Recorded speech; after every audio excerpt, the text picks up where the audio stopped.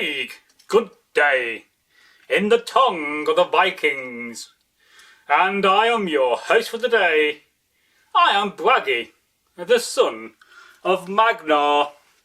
Now, me and Egil have been a Viking for a few summers, and we just come back from the east.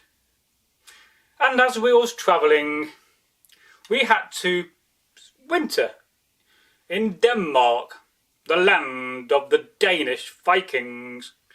And whilst I was there, sitting around a hearth in a mighty great long hall, a longhouse, I was told a folk tale by a man, a warrior.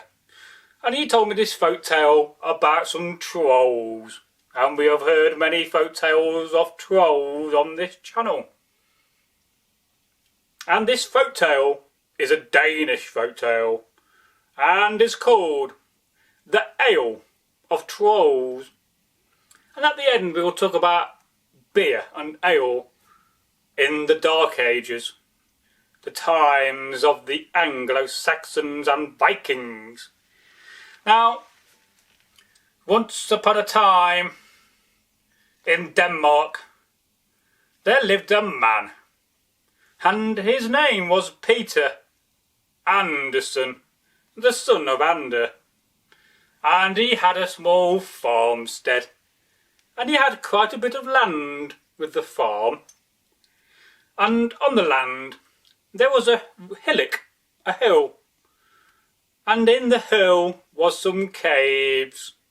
And we all know what lives in caves, for in these caves there lived a family of trolls. There was a daddy troll and a mummy troll, and they had many children, and in fact even their grandparent trolls were living still. And well, they were celebrating a special occasion, because one of the trolls, one of his daughters of the chief troll, was getting married.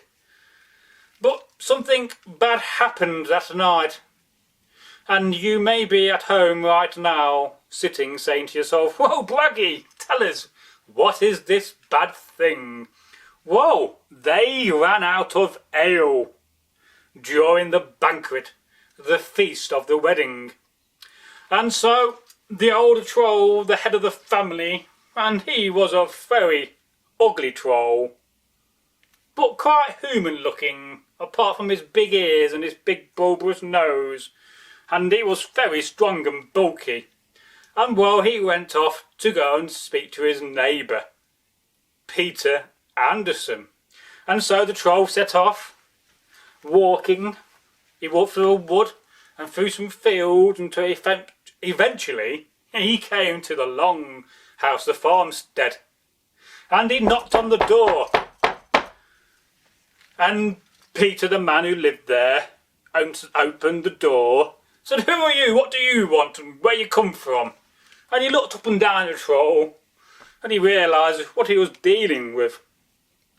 And the troll said, "Well, I'm your local neighbour. I live in the hillock over there with my family, and I've come to you tonight to ask if I could borrow a cask of ale, a barrel of beer." And the old troll, he explained to Peter Anderson that there was a wedding going on, and that they'd run out of ale, and that is, as a host, that is a very rude thing to do. And so after a few minutes, Peter Anderson stroked his chin, and he said, "All right, you've come down with the cellar with me, and I'll get you a cask of ale." And this is what Peter did. The troll followed down the steps, thumping on the way down. It was very heavy. And Peter gave him a nice barrel of beer. And the troll said, "Well, in a few days I shall return. I will bring you a freshly brewed barrel of beer. For my beer is not quite ready, but will be in a few days." And, well, Peter Anderson was very happy about this, because he was going to gain some ale for the ale he lost.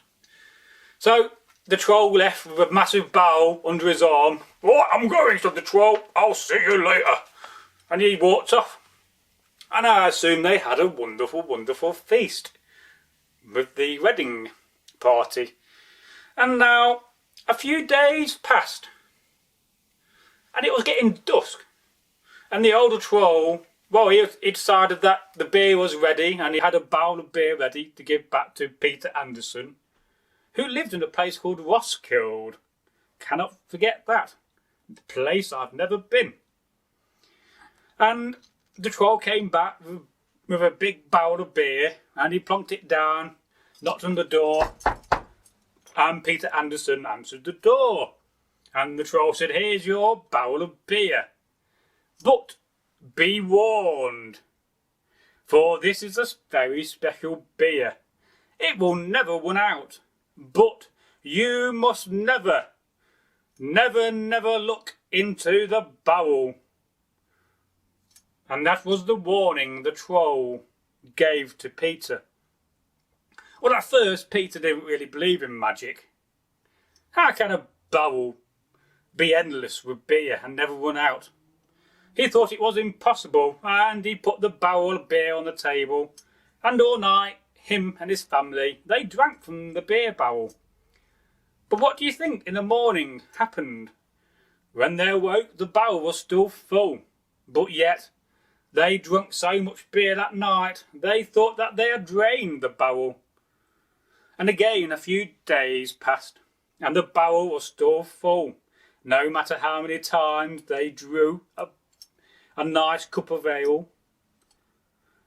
And a few months passed, and still this barrel never ran out.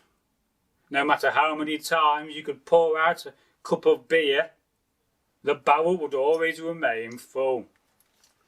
Now, I must say, this is the kind of beer barrel I would like to have and own, and I would truly travel across the 9 worlds for a beer barrel that never runs dry. Wouldn't you? Now back to the folk tale. Now, a whole season, a year passed, and Peter, well, he needed a new servant girl. And one of the local girls came to him. She was ready for a job. And, well, she was hired. And by this time, the barrel was in the cellar of the longhouse. And the servant girl kept on pouring beer out the barrel from the tap. But no matter how many times she tried to enter the barrel, it would still remain full. And some days and weeks passed, and this servant girl, well, she was very curious, until one day she decided to go down into the cellar and investigate the barrel. And this is what she did. She walked down the steps into the cellar, and she got a nice knife, a very good sharp knife and a strong knife, and she managed to prise the top of the barrel. And what do you think she found in the barrel, folks? Do you think she found beer? Oh no, not at all.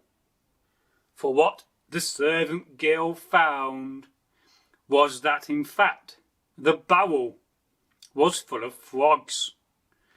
And ever since that day, when the servant girl opened the barrel, the beer disappeared, and the barrel never supplied beer no more, and was just a barrel of frogs.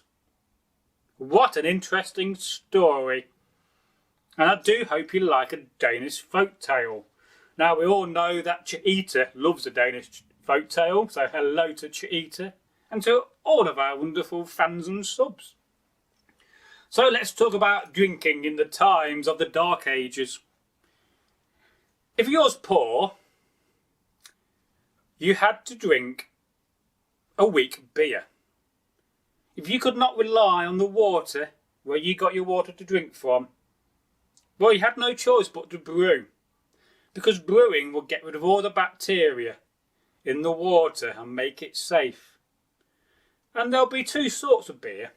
there'll be a weak ale, the everyday ale, which your grandparents and your children would drink. And that'll be a very weak alcohol beer, like a shandy today. And there'll be a higher beer, a stronger beer. Beer and ale which you put aside for special occasions. Now, another thing that was often drank was the whey of milk. That was often drank by poorer people and older people, but it was full of nutrients and safe to drink. And let's say you've been travelling. Here you are, a wealthy Viking. You have got some very fine clothes and a nice bag of money, which I have in here, of coin. Now you could afford to have wine from Francia, from France shipped in. So if you had money, you could afford the luxuries of the top quality wines, the top quality meads, and your top quality ales. And I imagine there would have been a lot of people brewing back in the day. Now, we often hear and talk about water on the channel. And was the water safe to drink? Most of the time, no. Let's imagine there we're living in London, or living in York, a very highly populated town back in the day. You wouldn't want to be drinking the water from the river. There could be all sorts flowing in there, literally. But if you lived in a small village and upstream was a natural spring, and that spring was clean, well, there you have a clean supply of water.